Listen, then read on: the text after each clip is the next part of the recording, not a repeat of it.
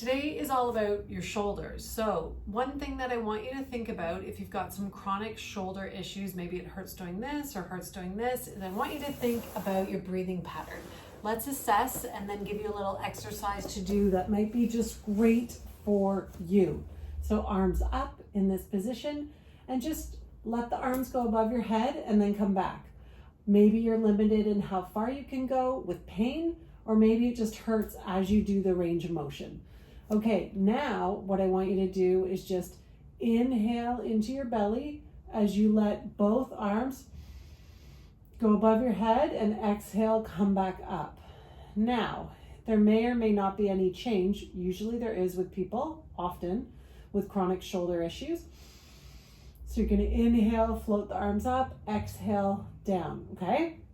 Now, if you work at breathing into the sides specifically of the lower ribs here, so you can just put your hands on this area of your body, and then you're going to inhale into your belly, but also into the sides of your lower ribs. You're going to try and keep your chest kind of quiet. It might start to pump, but don't worry too much about that. You want to get the breath into your belly and into the sides of the lower ribs. So inhale and exhale. Good. Do about, 5, 6 of those, then go back up and reassess. Now, does it feel different? Are you able to go further, or is there just less pain in general? Often there is. So there is a link between our breathing pattern and our shoulder stability. We have just proven that to some of you who this is going to really work for you. So this was an assessment, yes, but it's also an exercise. So practice belly breathing, engaging the sides of the lower ribs, getting the breath all the way below the belly button.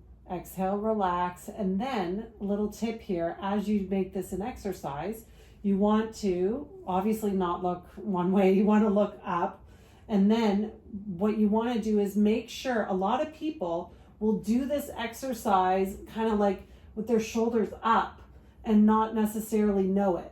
That's not going to be good for the breathing pattern. That's not going to be good for the shoulder. So I want you to tune into relaxing here, relaxing here, relaxing the front of the neck. You may need a pillow for more comfort, okay, and better alignment. So relax all here. Inhale into your belly.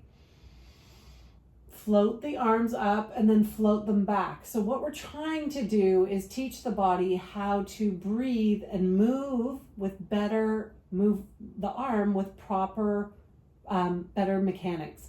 The breath is creating better alignment at the shoulder because of our anatomy and our biomechanics, which I'm not going to get into right now.